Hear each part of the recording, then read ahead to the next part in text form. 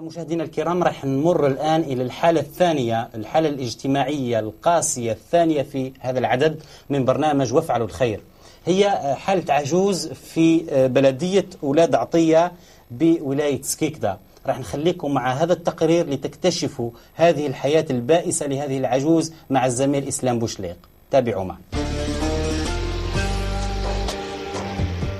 وسط هذا الكوخ البائس الذي يصلح لكل شيء إلا لحياة البشر، تعيش هنا خالتي خميسة فليغة منذ سنوات طويلة وحيدة، وهي في العقد التاسع من العمر تقريبا.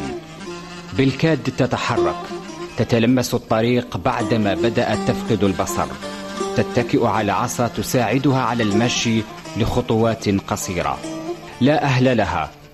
زوج خالتي خميسة توفي بعد اندلاع ثورة التحريرية المجيدة، مات ولم يخلف لها أبناء يخففون عنها قساوة الحياة التي رمتها هنا. تروي خالتي خميسة بمرارة القصة الكاملة للمعاناة الطويلة. تتذكر حينما زفت إلى زوجها حافية القدمين. لا تستغربوا، فهي لم تلبس حذاء منذ ولادتها من شدة الفقر. تعيش خالتي خميسة بمنحة لا تتعدى 3000 دينار، ولولا عطف الجيران لماتت جوعا في هذا الكوخ الموحش. تقول خالتي خميسة أنها تصوم رمضان لكنها لا تتسحر. تصوم رمضان؟ نصوم يا العزيز. وشكون اللي يجيب لك الفطور؟ الفطور دي قنبية الأول يجيبه لي. والسحور تتسحر؟ ما نتسحرش. وعلاه ما تسحرش؟ ما كان يفطرني وما يفطرني. وشفنا الضوء نتاعك ما عندكش الضوء؟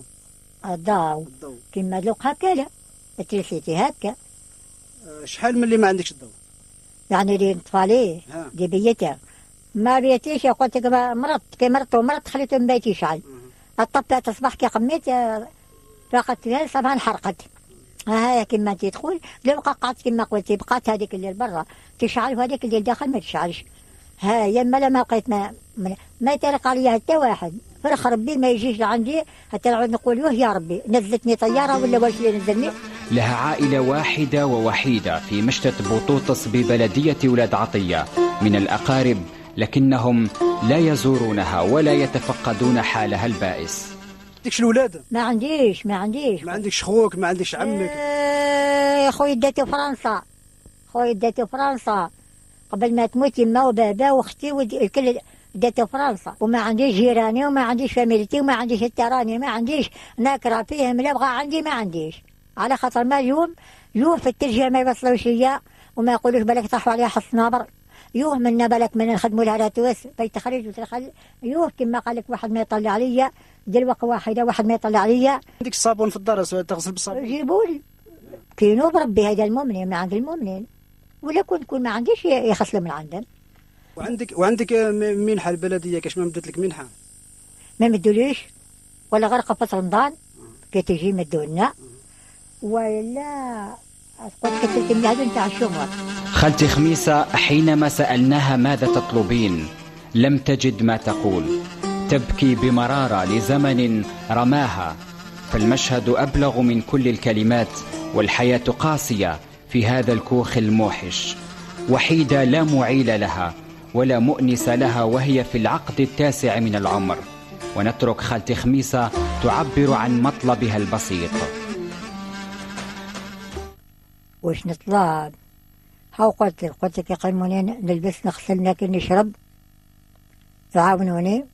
كي تكون الصابون كي تكون هيدا الماء نتاع القيمة نتاع الدنيا. قولوا واش نفرش واش نغطي واش نساوي. هذا ما نطلب. الدار لو يخدموا لي الدار لمن لو انا براسي وحدي نهار الموت عليك الموت نخليها ربي البركة هذه ونخليها هذه يا المربي من يسكنها. هذه هي المطالب بسيطة، فخالتي خميسة لم تطلب الكثير. فمن يمسح دموع الخالة والأم والجدة خميسة بعد سنوات طويلة من الألم والحسرة. مشاهدينا الكرام، حالة صعبة جدا لهذا العجوز اللي تعيش في بلدية ولاد عطية أو في إحدى قرى بلدية ولاد عطية بولاية سكيكدا. نتمنى من كل الخيرين أنهم يعاونوها من أجل أنه يعني تحسن شوية ظروفه، ونحن نعلم أنه أهل الخير كثيرين في ولاية سكيكدا، أليس كذلك فضيلة الشيخ؟ بارك الله فيك. على كل حال نحييو ناس سكيكدا ونشوفوا احنا هذا كبار السن، الواحد لازم يوقرهم ولازم يرحمهم هكذا، ولازم يعطف عليهم ولازم يقدرهم لأنه خدموا وتعبوا وكذا. وحتى المولى تبارك وتعالى ينظر إلى الكبار وينظر إلى الصغار وينظر يعني هذا الفئتين، يعني الفئتين يعني الصغار كما قال النبي صلى الله عليه وسلم: ليس منا من لم يرحم صغيرنا ويوقر كبيرنا. الإنسان اللي ما يوقرش الكبير وما يرحمش الصغير ما فيش خير هكذا ولا. اما الحالات كما هذو كبار السن لازم الانسان ينظر لهم بعين الوقار وبعين الرحمه وبعين العطف ويعطف عليهم ويوقف معهم، لانه ادوا ما عليهم، ذوك راهم يستناو في المجتمع انه يوقف معهم. ايه هذه راهي ربات وكبرت وكذا وكذا، يعني لازم المجتمع يعاود يرد لها الفضل ويراعي لها الخير اللي دارته. وكما قال المولى تبارك وتعالى: ولا تنسوا الفضل بينكم.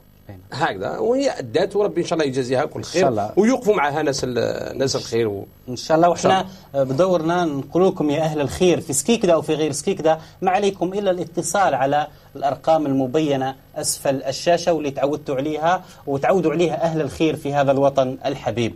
فضيلة الشيخ، نرجع إلى موضوعنا.